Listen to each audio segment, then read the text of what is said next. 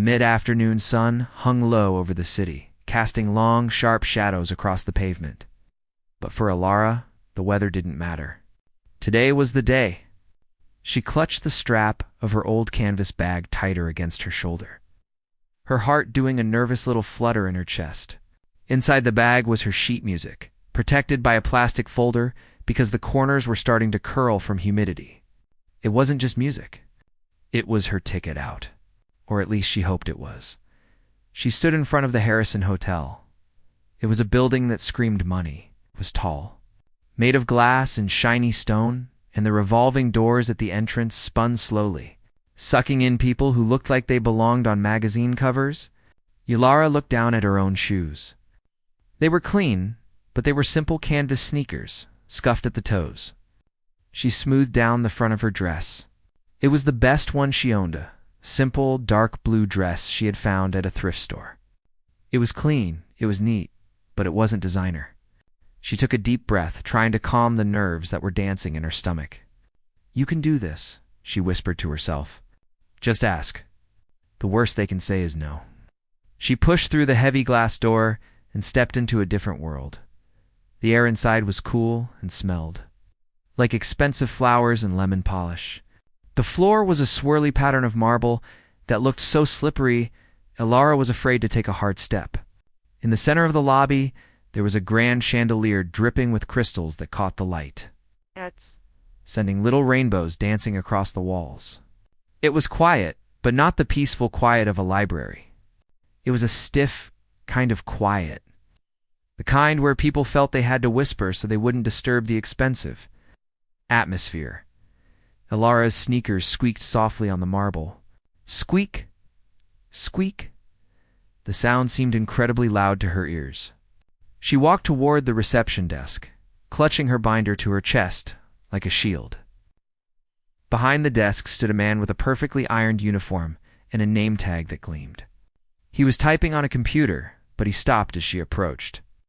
He didn't smile, but he didn't frown either. He just looked at her, waiting. "Hi," Alara said. Her voice sounded a little shaky, so she cleared her throat.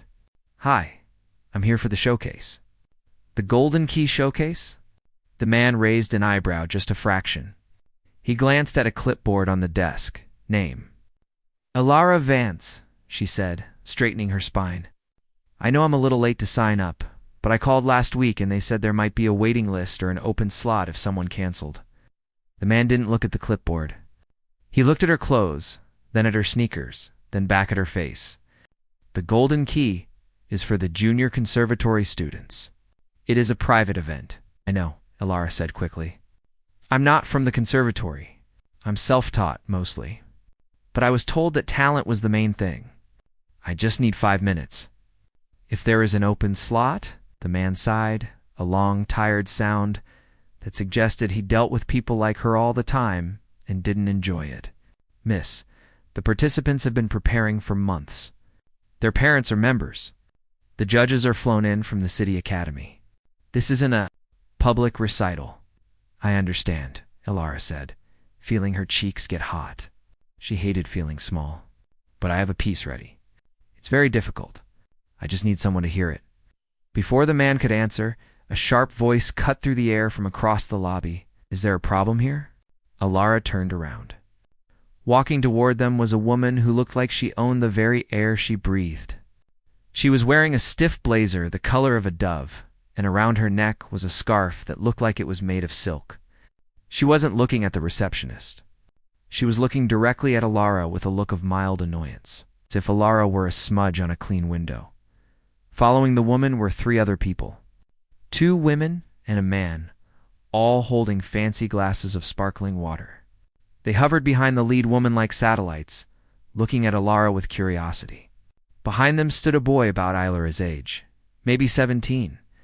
He was wearing a tuxedo, even though it was 3 in the afternoon. He looked incredibly bored, staring at his phone while his mother or guardian confronted the receptionist. "No problem, Mrs. Sterling," the receptionist said, his posture straightening immediately. "This young lady was just asking about the showcase. She was just leaving."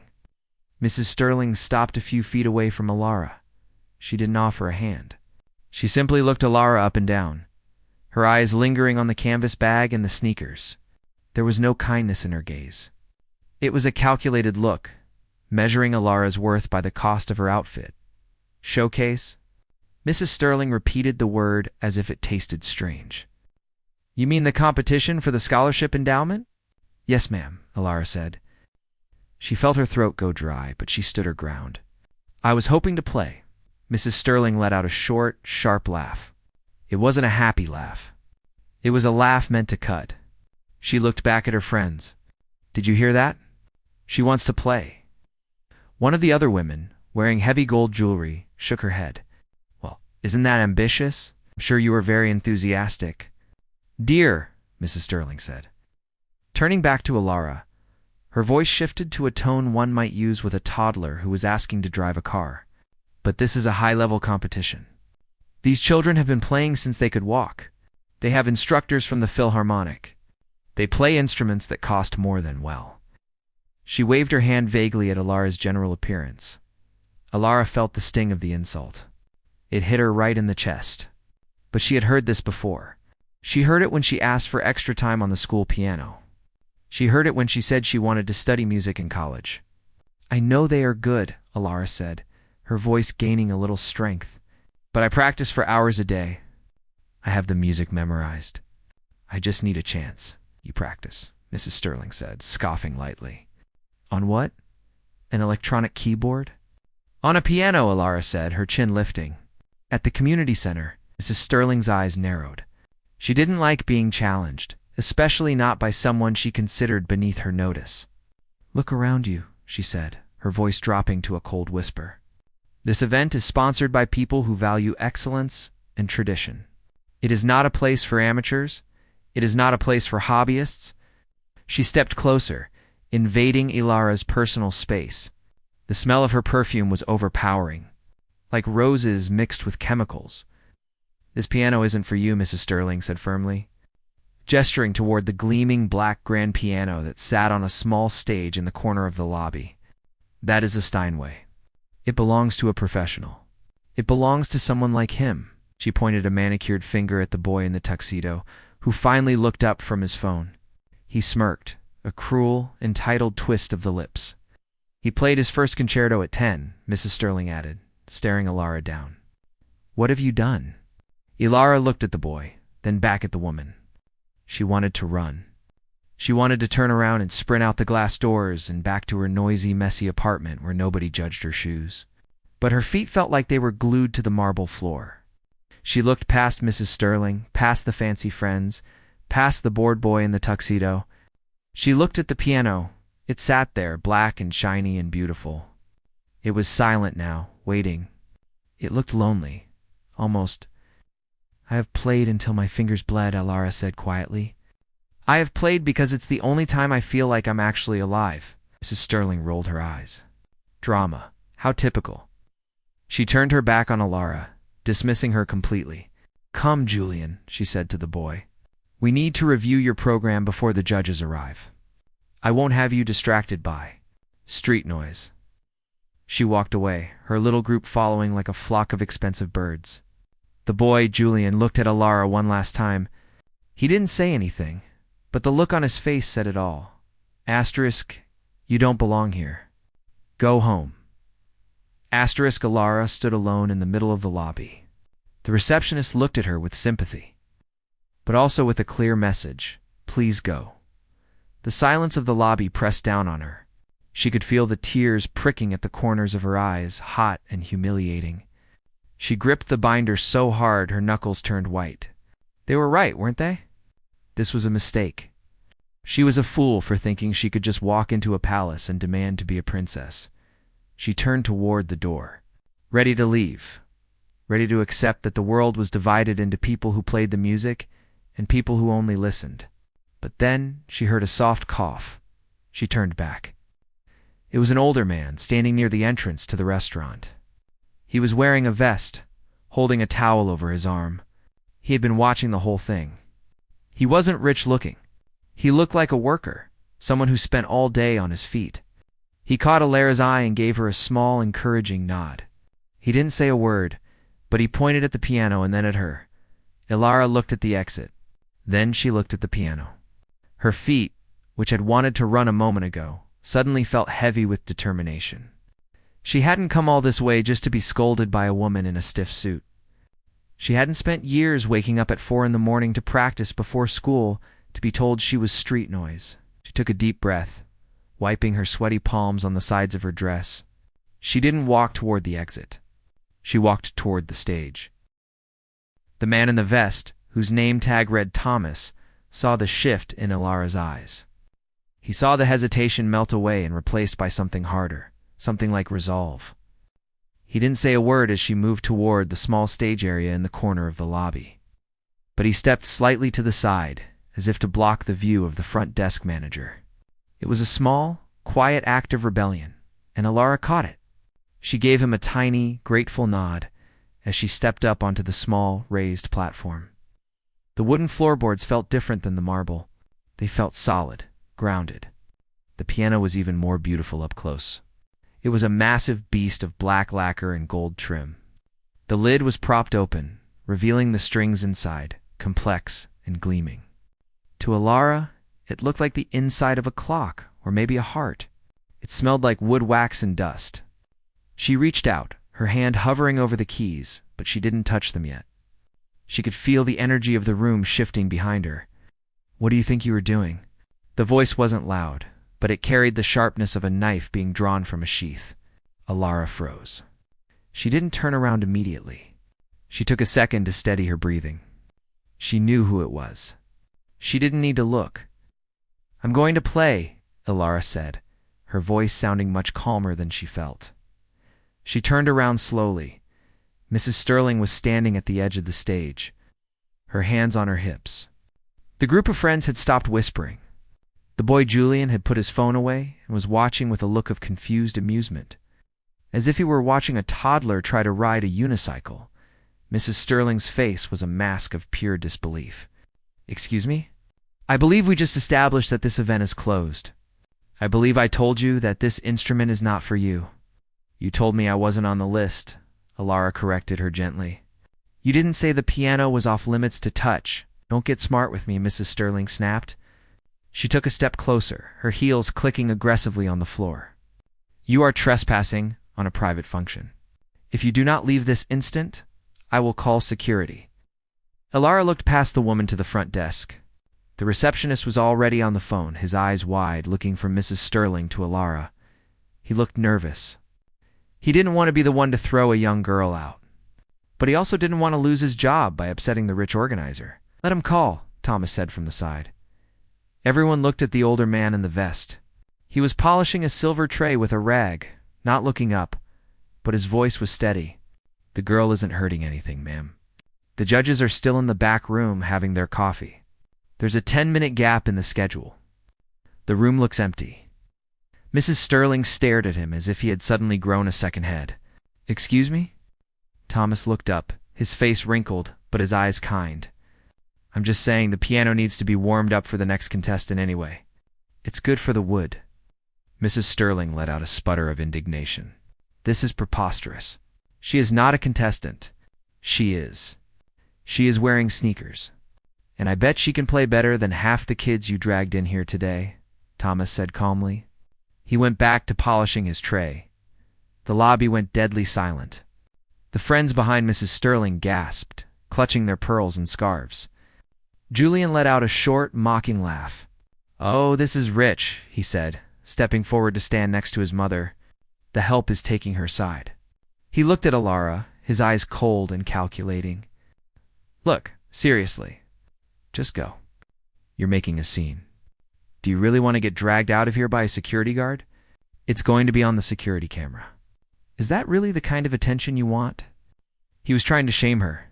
He was using that tone that teenagers use when they think they own the world. A tone that assumes everyone else is stupid and desperate for validation. Ilara looked at him. He was handsome in a plastic sort of way, with perfectly gelled hair and a tuxedo that fit him like a glove. He had probably never wanted for anything in his life. He had probably never had to save up 6 months of allowance just to buy a single book of sheet music. "I don't care about attention," Ilara said, her voice clear and ringing in the quiet space. I care about the music." "Music," Mrs. Sterling scoffed. She waved her hand in the air dismissively. "You call that noise you make music? Please. I heard you trying to ask the desk clerk about scales. Scales are for beginners. We are performing concertos here. Complex structures. Emotion." Ilara felt a spark of anger light up in her chest. It was a small flame, but it was hot. "Scales are the foundation of everything," she said. "If you can't play a scale, you can't play a concerto." "You are in no position to lecture me on music theory," Mrs. Sterling said, her voice rising. "I have sat on the board of the Arts Council for 15 years. I know talent when I see it. And you, my dear, are not it. You are a distraction." She turned to the receptionist at the desk. "Roger, why are you still on the phone?" "Call security. Have her removed." Roger, the receptionist, looked flustered. He put the phone down slowly. "Ma'am, security is busy with a delivery out back. It might be a few minutes." Mrs. Sterling threw her hands up in the air. "Unbelievable. Useless. All of you." She turned her back on Ilara, clearly intending to just ignore her until the guards arrived. She gestured to her friends. "Come, let us move to the far side of the lobby. The stench of desperation is giving me a headache." The group began to move away, whispering amongst themselves. Julian stayed behind for a moment, though. He walked up to the edge of the stage, leaning on the corner. He was close enough now that Ilara could smell his colonsum, something sharp and chemical. "Look," he said, dropping his voice so only she could hear. "My mom is a nightmare. I get it. But she's right about this. You don't belong here. This is a league for professionals. You're going to sit down, hit a bunch of wrong keys, and everyone is going to laugh. Do you really want that? Just walk out with your dignity." It's the best move. He wasn't trying to be nice. He was trying to crush her spirit before she even started. It was a psychological game, and he was playing to win. Ilara looked at the keys of the piano. They were white and black, arranged in a perfect pattern of logic and chaos. They didn't care who she was. They didn't care about her dress, or her shoes, or her lack of a conservatory degree. They only cared about vibration. If you struck them correctly, they sang. If you struck them with emotion, they wept. "I'm not leaving," Ilara whispered. Julian sighed, shaking his head. "Fine. Don't say I didn't warn you." He pushed off the piano and walked away, joining his mother across the room. They were standing near the entrance to the restaurant, watching her like hawks, waiting for a mouse to make a run for it. The atmosphere in the lobby was tense. It felt like the air before a storm. The staff, Thomas, Roger, a few waiters, had stopped working entirely. They were all watching her. Ilara sat down on the bench. It was leather, firm, and cool. She adjusted the height. Her feet, in their canvas sneakers, found the pedals. They felt heavy and responsive, much heavier than the pedals at the community center. She opened her binder. The pages were crinkled, filled with pencil marks, eraser smudges, and finger numbers that her old teacher had written in years ago. It was the Rachmaninoff Prelude in G minor. It was a piece that demanded power. It demanded that you slam your hands into the keys with the force of a thunderstorm. It was a piece that required everything you had. Mrs. Sterling was watching with her arms crossed, a look of triumph on her face. She was waiting for the security guards. She was waiting for the humiliation to end. She thought she had already won. Ilara placed her hands on the keys. Her fingers were trembling just a little bit. She took a deep breath, filling her lungs with the expensive air of the Harrison Hotel. She closed her eyes for a moment and remembered why she loved this. She remembered the feeling of the notes rushing through her veins, making her feel powerful. She remembered the silence of her apartment at night and how the piano filled it up. She opened her eyes. The room was silent, waiting. She could feel Mrs. Sterling's gaze burning into her back. Get ready, Ilara thought to herself. She didn't start with the thunderous part. She started with the simple, haunting chords at the beginning. She pressed down the first key. The sound that came out was clear, deep, and resonant. It wasn't a squeak. It wasn't a mistake. It was a sound that seemed to vibrate through the floorboards and up into the crystal chandelier. Above, Ilara didn't look at the audience. She didn't look at Julian. She only looked at the music, and then she let her hands fly. The sound hung in the air for a second, floating like smoke over the marble floor. Ilara let the chord fade away until the room was holding its breath, waiting for what would come next. She could feel the sweat on her palms making her skin stick to the keys, but she didn't wipe them. She just moved her fingers to the next position. Her hands were small, but they were strong. Years of pressing down stiff, heavy keys on old, out-of-tune pianos had built a kind of quiet toughness in her fingers. She began the melody. It started slow and dark, like a person walking alone down a street at night. The notes weren't just pretty sounds. They were telling a story. It was a story of sadness, but also of anger. Mrs. Sterling, who had been walking away with her nose in the air, stopped dead in her tracks. She didn't turn around immediately, but her head tilted slightly, just like a dog that hears a strange noise. The sound was too rich, too full to be ignored. It didn't sound like the clumsy banging she had expected. It sounded like the music she heard in the concert halls. The music she paid hundreds of dollars to see professionals play, Julian.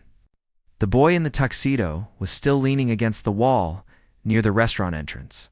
He had been checking his watch, counting down the seconds until the security guards arrived to drag the girl out. But when the second phrase of the music started, he lowered his wrist. He looked up, his eyes narrowing. He knew this piece. It was in his repertoire list for next year. He knew how hard it was. He knew that the timing had to be perfect, or the whole thing fell apart. He watched Ilara's hands. They were moving with a fluid grace, dancing over the black and white keys. She wasn't looking at her hands. She was looking at the music, but her eyes seemed to be seeing something else far away. Her face was calm, serious, and beautiful in a way it hadn't been when she was arguing. She looked like she belonged there, across the room. Roger, the receptionist, slowly put down his pen. He had seen a lot of things in the lobby of the Harrison Hotel. He had seen famous movie stars, politicians and business tycoons. He had seen people throwing tantrums and people falling in love. But he couldn't remember the last time he had seen the entire room go so still so quickly. The air seemed to change. The cold, expensive atmosphere was being pushed away by the warmth coming from the piano. Thomas, the man in the vest, stopped polishing his tray. He leaned back against the pillar, a small smile playing on his lips. He saw the way Mrs. Sterling had stiffened. He saw the confusion on the faces of the rich ladies holding their glasses of water. He knew that Ilara was doing exactly what she needed to do. She wasn't just playing notes. She was fighting back. Ilara felt the music take over. For the first few minutes, she was aware of the people watching her. She was aware of Mrs. Sterling standing with her back turned, and Julian watching with his arms crossed. But as the piece went on, the noises in her head, the fear, the embarrassment, the anger, began to fade. There was only the rhythm. There was only the pressure of her fingers on the ivory. The music began to grow faster. The simple, sad melody turned into a rushing river of notes. Ilara's left hand started to jump around the lower end of the piano, playing the heavy, thumping bass line. It was difficult to coordinate. Her hands had to do completely different things at the same time. Her right hand played fast, delicate runs of notes, while her left hand pounded out the heartbeat of the song. She missed a note. It was a small slip, a tiny clink, where her thumb hit a wrong key. Ilara's heart skipped a beat. For a split second, panic flared up. There, she thought, asterisk, I messed up. They're going to laugh. Asterisk. She heard a sound from the back of the room. It was Julian. He let out a short, sharp breath, almost a laugh. He had been waiting for it. He wanted her to fail so he could turn to his mother and say, "See? I told you she was an amateur." Mrs. Sterling turned around now. She had heard the mistake. A smug smile spread across her face. She walked back toward the stage, her heels clicking loudly, trying to break Ilara's concentration. "See," she whispered to one of her friends, loudly enough for the music to almost cover it. "She can't keep the tempo. It's falling apart." Ilara heard the voice. She heard the mockery in it. It stung. It felt like a slap. But she didn't stop. She didn't flinch. She kept playing. In music, there is a saying, It's not about the mistake you make. It's about how you recover. A professional keeps going like nothing happened. An amateur stops and apologizes. Alara kept going. She pushed through the mistake, jumping back into the rhythm immediately. She actually played the next few measures louder, as if she were daring the mistake to matter again. The music swelled. The deep, dark chords came back. Thundering through the lobby, the sound of the piano was so big now that it filled every corner of the room. The glass windows seemed to vibrate. The chandelier sparkled as if it were dancing to the sound. Mrs. Sterling stopped walking. The smirk on her face faltered. She watched Alara's hands, and for the first time, she looked confused. This girl wasn't supposed to be able to recover like that. This girl was supposed to crumble. Julian stopped laughing, too. He uncrossed his arms and stood up straight.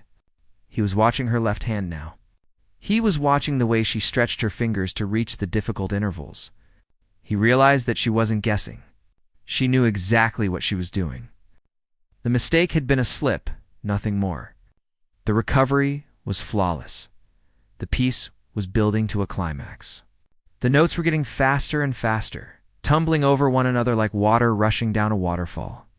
Alara's hands were a blur. She was sweating now, a strand of hair sticking to her forehead. She didn't have a free hand to push it away. She didn't care.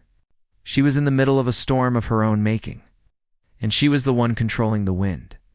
She looked up for a brief second and locked eyes with Thomas. He wasn't smiling anymore. He was watching with total respect. He gave her a nod, as if to say, "Let it out." And she did. She slammed her hands down for the big chord that signaled the final push. The sound was shocking in its volume. It was a roar of defiance.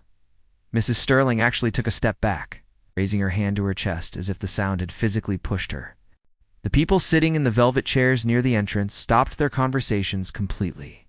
Every single person in the lobby was looking at the stage. No one was looking at their phones. No one was checking their watches. No one was whispering about her sneakers or her dress. They were all listening. They were being pulled in by the force of the music. It was raw and it was real. It wasn't the polished, perfect, boring playing. They were used to hearing from students who played because their parents made them. This was different. This sounded like someone who played because if they didn't, they might explode. Alara felt the power surge through her arms. She wasn't the girl from the wrong side of the tracks anymore. She wasn't the charity case. She was the master of this instrument. She was the one commanding the room. She was the one making the rich and the powerful stop and listen. She hit the final descending run, her fingers flying down the keyboard, striking every note with precision and power. She leaned into the piano, putting her whole body weight into the last. Massive chords. Bum, bum, bum. She held her hands down on the keys, letting the final chord ring out loud and deep and vibrating. It filled the lobby, echoing off the walls and the ceiling. It was a sound that felt like it could last forever. Alara sat there, her chest heaving, her hands trembling slightly from the exertion. She didn't lift her hands off the keys immediately. She wanted the silence that would follow to be perfect.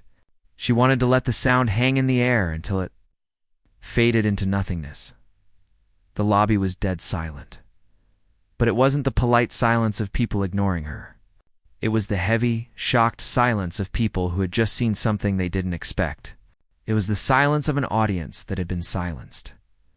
Alara slowly lifted her hands from the keys. She placed them in her lap. She took a deep, shaky breath and looked out into the room. Mrs. Sterling was standing 10 feet away, her mouth slightly open. She wasn't rolling her eyes. She wasn't looking at her watch. She was just staring, her face pale, as if she had seen a ghost. Julian was standing perfectly still, his hands hanging loose at his sides. The arrogance was gone from his face, replaced by a look of grudging respect, maybe even a little bit of fear. He knew he couldn't play like that. Not yet. Maybe not ever. Alara had played her melody, and for the first time since she walked into the hotel, nobody was mocking her. The last note didn't just fade away. It seemed to hang in the air like heavy fog, wrapping around the marble columns and the crystal chandelier. For a long moment, nobody moved. The silence was thick and heavy, pressing down on everyone's ears. It was the kind of silence that feels like the world has stopped turning for a few seconds to listen to the echo. Ilara sat on the bench, her chest rising and falling rapidly. Her hands were resting in her lap, fingers slightly curled, still tingling from the vibration of the strings. She could feel a bead of sweat working its way down her temple, but she didn't wipe it away. She was afraid to move. She felt like if she moved, the spell would break, and the judgment would come rushing back in. She stared straight ahead, looking at the music stand, but her eyes weren't focusing on the notes. She was listening to the room. In the quiet, she could hear the hum of the refrigerator in the bar across the lobby. She could hear the distant sound of a car horn from the street outside. But mostly, she heard the lack of talking. Mrs. Sterling was still standing near the edge of the stage. Her arms were uncrossed now, hanging loosely at her sides. Her mouth, which had been set in a firm, disapproving line just minutes ago, was now slightly open. She looked like a statue that someone had forgotten to finish painting. The color had drained from her cheeks, making the heavy makeup she wore look like a mask. She didn't look angry anymore. She looked shocked. She looked like someone who had just seen a ghost in a hallway she thought was safe. The group of women standing with her were equally silent. They were looking at Ilara, then at Mrs. Sterling, then back at Ilara. The smug smiles were gone. The whispers had died before they even reached their lips. One of the women slowly lowered her glass of sparkling water, her eyes wide. She exchanged a glance with her friend, a look that said, "Asterisk, did you hear what I just heard?" Asterisk, behind them, near the restaurant entrance, Julian hadn't moved either. He was no longer leaning against the wall in a casual pose of boredom. He was standing up straight, his feet shoulder-width apart, his arms hanging by his sides. His phone was in his pocket, forgotten. He was staring at Ilara's hands. He knew the difficulty of the piece she had just played. He knew that the technical run she had executed in the middle, the fast. Tumbling notes was something that took most students months to get right, if they ever did. He had played it himself just last week and he had missed 3 notes. She hadn't missed a single one in the entire second half. He swallowed hard, a lump forming in his throat. He realized with a sinking feeling in his stomach that she was better than him. And she didn't even have a tuxedo. She didn't have a teacher from the city academy. She had worn-out sneakers and a thrift store dress. She had just owned the stage. Slowly, the silence began to shift. It wasn't just shock anymore. It was turning into something else. It was the quiet, heavy weight of respect. Ilara finally dared to lift her head. She looked out at the room. Her eyes found Thomas, the man in the vest. He wasn't polishing his tray anymore. He was standing still, his hand over his heart, a soft, proud smile on his wrinkled face. He nodded at her, a deep, slow nod. It was a small gesture, but it meant the world to her. It was the only approval she needed. Then, from the far side of the lobby, a sound broke the silence. It was the slow, rhythmic sound of one person clapping. Ilara turned her head. It was Roger, the receptionist. He was standing behind the desk, a huge grin on his face. He was clapping steadily, looking around the room as if daring anyone to stop him. The sound seemed to wake everyone up. The spell broke. A second later, Thomas joined in, clapping his hands together with a steady beat. Then, one of the guests sitting in the velvet chairs, a man in a gray suit who had been reading a newspaper, stood up. He folded his paper under his arm and began to clap. The applause wasn't a polite, slow golf clap. It was genuine. It grew louder, spreading through the lobby like a wave. Ilara felt her face flush hot. She wasn't used to this.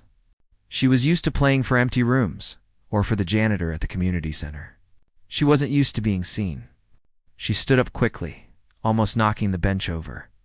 She grabbed her binder and clutching it against her chest like a shield. She wanted to run. She wanted to hide. The eyes of 20 people were on her and it felt too bright, too hot. Mrs. Sterling blinked as if waking up from a trance. She heard the clapping. She saw the man in the gray suit standing. She looked at her son, Julian, who was still staring at the girl with a defeated look on his face. Mrs. Sterling's face turned. a shade of pink that quickly darkened to red. She didn't like being wrong. She didn't like losing control. And she certainly didn't like the fact that a nobody had just stolen the spotlight from her son. She straightened her blazer, lifting her chin high, trying to regain her composure. She wasn't going to clap. That was for sure, she said, her voice loud and sharp, cutting through the clapping. That was certainly loud. The clapping faltered for a second. A few people looked at her, annoyed by the interruption. The man in the gray suit didn't stop clapping, though. He looked directly at Mrs. Sterling and clapped harder. Mrs. Sterling ignored him. She walked toward the stage, her heels clicking with aggressive force. She didn't look at Alara with admiration. She looked at her with a cold, calculating glare. She was trying to find a way to win. She was trying to find a way to turn this back around so that she was still the one in charge. "You have a lot of energy. I'll give you that," Mrs. Sterling said, stopping at the edge of the stage. She spoke down to Alara, not raising her voice up. But music is about control. It's about finesse, not just banging on the keys. Alara looked at her. The fear was gone now. The humiliation was gone. She had just poured her soul out onto those keys, and she knew that what she had played was real. She didn't need this woman to tell her if it was good or not. She knew. "I didn't bang," Alara said quietly. Her voice was soft, but it was steady. Mrs. Sterling scoffed. "Please, you played with zero emotion. Just mechanical speed. Anyone can learn to move their fingers fast. It takes a real artist to make the piano sing." Julian finally stepped forward. He stood next to his mother. He looked at Alara, then at the piano. He knew his mother was lying. He knew his mother was just trying to save face. He felt a sudden wave of embarrassment for her. He didn't want to be part of this anymore. It felt small. It felt petty. "She was good, Mother," Julian said. His voice was low, but it was clear. Mrs. Sterling whipped her head around to look at him. "Excuse me?" "She was good," Julian repeated, louder this time. He looked at Alara. The timing was perfect. The dynamics were... Actually, they were better than mine. Mrs. Sterling's eyes widened. She looked at her son as if he had betrayed her. "Don't be ridiculous, Julian. You have been trained by the best." "Then why didn't I play like that?" Julian asked. He gestured toward the bench. "I didn't even want to go up there. I was scared I'd mess up." She wasn't scared. The room went quiet again. But this time it was a tense quiet. The guests were watching the drama unfold, enjoying it more than the music. This was real life. Mrs. Sterling's face turned an even darker shade of red. She felt the eyes of the room on her. She felt the judgment of the man in the gray suit. She felt the disapproval of Thomas, who was leaning against his pillar with a look of pure triumph on his face. She realized she had lost the room. She had been the villain, and the girl in the sneakers had been the hero. It was a story she didn't want to be part of. She took a deep breath, smoothing the front of her expensive blazer. She decided to retreat. She couldn't win this battle, so she was going to pretend she didn't care about the war. "Fine," Mrs. Sterling said, her voice icy. "If you want to encourage amateur hour, go ahead. But we have a schedule to keep." She looked at Roger, the receptionist. "Where are the judges?" "We are wasting time." "They are still in the back room, ma'am," Roger said, his voice filled with satisfaction. "They asked for more coffee. They seem to be enjoying their break." Mrs. Sterling let out a huff of frustration. She turned her back on Alara, signaling that the conversation was over. She reached out and grabbed Julian by the arm, pulling him away. "Come, Julian. We need to review your piece again." Julian pulled his arm gently out of her grip. "I think I'm going to stay here," he said. "I want to hear her play the next one." Mrs. Sterling stared at him. "We are leaving. I'm staying," Julian said firmly. He walked over to one of the velvet chairs and sat down, crossing his legs. He looked at Alara. "Do you know anything else?" Alara stood there on the stage, stunned. She looked from the boy in the tuxedo who had mocked her, to the mother who hated her, to the staff who were supporting her. She felt a strange, bubbling sensation in her chest. It was laughter. Mrs. Sterling looked at her son, then at the room, and realized she was defeated. She turned on her heel and marched toward the elevators. Her friends scrambling to follow her, whispering furiously among themselves. They didn't look back. They just wanted to escape the awkwardness. Ilara was left standing on the stage. The lobby felt bigger now. The air felt lighter. She looked at Thomas.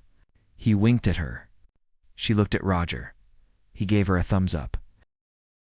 She sat back down on the bench. She looked at the keys. She wasn't shaking anymore. She placed her hands on the ivory, feeling the coolness against her skin. She didn't look at her music. She didn't need it. She knew exactly what she wanted to play next. And this time she knew that everyone was listening. They weren't listening to mock her. They were listening because they wanted to hear what she had to say. Asterisk. The heavy marble doors of the elevator slid shut with a soft thud, effectively cutting off Mrs. Sterling and her flock of friends from the lobby. The air in the room instantly felt lighter, as if a storm had just passed by, blowing away all the pressure and the coldness. Ilara sat on the bench, her shoulders dropping a couple of inches. She hadn't realized how high she was holding them, how tight her muscles were, until that moment. She let out a long, shaky breath that ruffled the sheet music on the stand. She didn't play right away. She just sat there, her fingers resting lightly on the keys, letting the silence settle back in. But this silence was different. It wasn't the heavy, waiting for her to mess up silence from before. It was a peaceful silence. It was the kind of quiet that happens in a church after a really good sermon, or in a park after the rain stops. It felt respectful. Ilara looked around the vast room. The man in the gray suit had sat back down and opened his newspaper, but he wasn't reading it. He was looking over the top of it, watching her with a small, content smile. A few other guests who had been passing through had stopped near the entrance, leaning against the brass railings, listening. Roger was still behind the desk, but he wasn't pretending to work anymore. He was just leaning on his elbows, watching her. And then there was Julian. The boy in the tuxedo was still sitting in the velvet chair near the stage. He had taken off his jacket and draped it over the armrest. He looked less like a stiff prince and more like a regular teenager. He was looking at his hands, which were folded in his lap, a thoughtful expression on his face. Ilara adjusted herself on the bench. She thought about leaving. She had done what she came to do. She had played. She had shown them, but as she looked at the black and white keys, she felt that pull again. The music wasn't done with her yet. Her fingers were still vibrating with energy. She felt like she had more to say. She didn't open her binder this time. She didn't need the notes. She closed her eyes and listened to the hum of the building. She thought about the old upright piano at the community center. She thought about how the pedals sometimes stuck and how she had to kick them to get them to work. She thought about the days when she was too tired to practice. But she did it anyway because she loved the way the chords made her chest rumble. She began to play. This piece was different from the first one. It wasn't a thunderstorm. It was gentle, like a stream flowing over smooth stones. It was a piece by Chopin, something lyrical and flowing. It required a different kind of touch, not power, but softness. The melody floated out, soft and clear.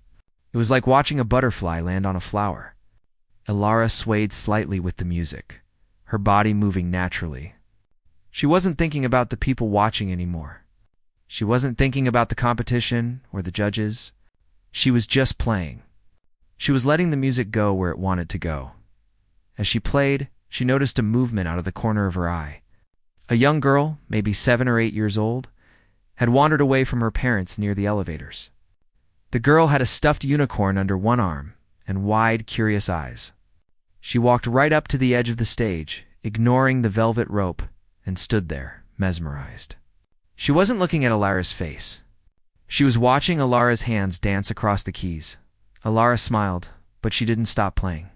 She played a little trill, a fancy ripple of notes, just for the girl. The girl giggled, covering her mouth with her hand. Julian looked up at the sound of the giggle. He saw the little girl, and then he looked back at Ilara. He saw the smile on her face. It was the first time she had smiled since she walked into the hotel. It changed her whole face. It made her look radiant. "Make it look easy," Julian said quietly. He didn't shout. He spoke in a normal voice, knowing the piano was quiet enough to hear him. Ilara didn't stop playing, but she glanced at him. "It's not," she said softly, her voice mixing with the music. I practice for hours a day. Every day. Julian nodded slowly. I practice an hour. Maybe 2. But only because my mom makes me. The music swelled, growing a little louder, a little more passionate. She told you to stop, Julian said, more to himself than to her. She was really angry. She was scared, Elara said simply. She hit a high note that rang out like a bell. People are usually scared of things they don't understand. Julian watched her fingers. They moved so fast, it was almost a blur. He realized that he didn't love the piano the way she did. To him, it was a chore. It was homework. It was something you did to get praise. To her, it was oxygen. The double doors at the back of the lobby swung open. The room went quiet for a second, except for the piano. 3 people walked into, men and a woman. They were dressed formally, holding clipboards and wearing stern expressions. It was the judging panel. They had finished their coffee. They stopped walking when they heard the music. They looked toward the stage. The lead judge, a man with silver hair and glasses, looked at his watch, then frowned. He looked at the empty stage where the competition was supposed to be. Then he looked at Elara. Excuse me, he said, his voice booming over the piano music. Elara didn't stop. She was near the end of the piece. She was going to finish it. She played the final run, her hands cascading down the keyboard, ending on a soft, whispering chord that faded into total silence. She lifted her hands and turned to face the judges. Young lady, the silver-haired judge said, walking toward the stage. The competition hasn't started for this block yet. We are on a break. And who are you exactly? Elara stood up. She felt the nerves come back a little, but she pushed them down. She picked up her binder. I'm Elara. I was just leaving. The judge looked at her, then at Julian, who was still sitting in the chair. Then he looked at the man in the gray suit, who had stood up and was walking toward them. She's a competitor, the man in the gray suit said. He stepped right up to the judge. I don't know what list you're looking at, but she belongs in this competition. The judge blinked, confused. We don't have an Elara on the roster. She's late, Roger called out from the desk. I was processing her paperwork earlier. Judge looked at Elara, really looked at her this time. He saw the sneakers. He saw the simple dress. But he had also heard the music. He looked at his fellow judges. The woman judge was whispering something in his ear. She looked excited. She had heard the last piece too, the judge said, clearing his throat. It seems we have a scheduling misunderstanding. He looked at Elara. Do you have another piece prepared, Elara? Elara nodded slowly. Yes, sir. Good, the judge said. He turned to Julian. And you, young man? Are you ready? Julian stood up. He looked at the judge, then at Elara. He thought about his mother, who was probably upstairs pacing the floor, angry that she wasn't in control. He thought about the way Elara played with so much heart it made his own heart ache. He realized that winning a trophy because his mother yelled at people wouldn't feel good. Winning against Elara didn't even seem possible right now. Actually, Julian said, rubbing the back of his neck, I think I need a minute to warm up. Maybe she should go first. The judges looked surprised. The order was usually set in stone. Are you sure? The judge asked. It could affect your standing. Yeah, Julian said. He smiled, a genuine smile this time. I want to hear the rest. Besides, he glanced at the little girl with the unicorn, who was still staring at Elara with wide eyes. I think the audience wants it too. The judge looked around the room. It was true. The guests, the staff, everyone was looking at Elara. Very well, the judge said. He took a seat in the front row, flipping open his clipboard. Elara, whenever you are ready. Elara stood there for a moment. It felt surreal. Just 20 minutes ago, she was being told to leave. She was being told she was trash. Now, the head judge was asking her to play. The boy who mocked her was giving up his spot so she could perform. She looked at Thomas. He gave her a thumbs up. She looked at Julian. He nodded at her, sitting down in the audience section. Elara sat back down at the piano. She didn't feel like the girl from the wrong side of the tracks anymore. She didn't feel like an imposter. She felt like a musician. She placed her hands on the keys. She took a deep breath, filling her lungs with the air of the Harrison Hotel. It still smelled like lemon polish and expensive flowers, but now it smelled like opportunity. She smiled, a small, private smile, just for herself. She began to play. And this time, the melody didn't just silence the room. It filled it with hope.